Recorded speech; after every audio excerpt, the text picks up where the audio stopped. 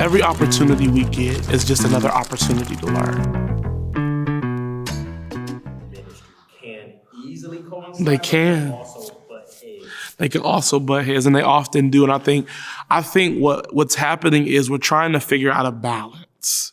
How do we balance production and ministry? And what we have to do, if we're going to properly balance production and ministry, we need to first come to the table with open hearts. We need to come to the table with understanding each other's role. That's one of the greatest things I've been able to experience is because I've served in so many roles. I'm a church kid at the end of the day. So, I've been the drummer. I've been the keyboard player. I've been the preacher. I've been the worship leader. I've been the background singer. I've been the janitor. Ooh, hallelujah. I've been the secretary. I've been the media person. I've been the lyrics guy. I've been the usher. I've been the greeter. I think it's impossible to understand other people if you're not able to eventually walk where they walk. We have to learn to respect each other's roles. Once you can respect why the worship leader does what they do, why the preacher did what they did, why the instrumentalist did what they did, and why the producer wanted to make the call they made, and we all come with that mindset together, I think that's when church can be ran beautifully. But if we're thinking this is my area, this is what I need to put in, this is what I need, if that's the mindset we come to the table with, and we don't long to understand the other places, I think that's when we get to the point where I think we're at the church at large, where it was like, well, we don't need production. And then production is like, well, why do y'all need an extra 5 minutes? Because you can't feel the glory in the room. It took me 20 minutes to work the room to even get it to the point where now they can receive. You know what I'm saying? So I think we don't understand each other's role. We don't long to understand each other's role. And when you understand the importance of what somebody else is giving, it just makes the experience go totally better.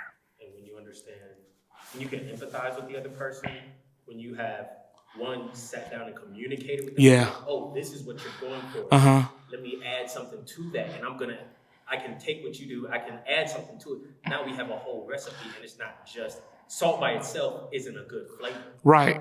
When you add it in with something else, paprika by itself is just a normal bland taste. Because we're so seasoning by itself, you can't eat seasoning by itself. We're so obsessed with our personal vision. We don't see the big picture. We don't see the bigger meal, so to speak. I'm oregano gonna be up in here. That's a good word. We don't see it.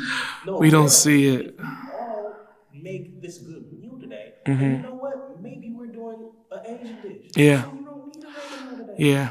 Maybe I could add oregano, and now it's a little something bigger than you think. I could invent and rant. And I'm going to stick a pin in there because one of the greatest things that's been said to me in the last 2 years was, Jeremy, have you communicated your vision properly?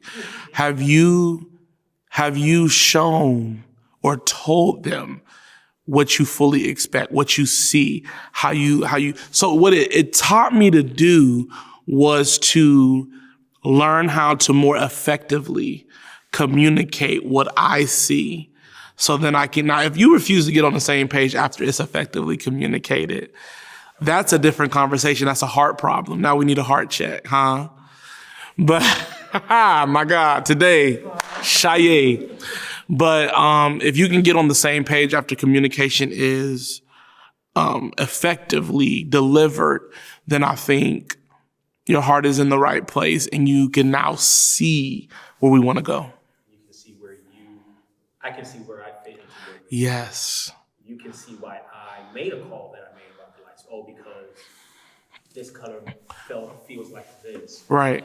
We wanted to wait on the video. Nah, I understand we're late in the service, but we had to wait in the video because all of this was happening. Did you not see that the Lord entered the room?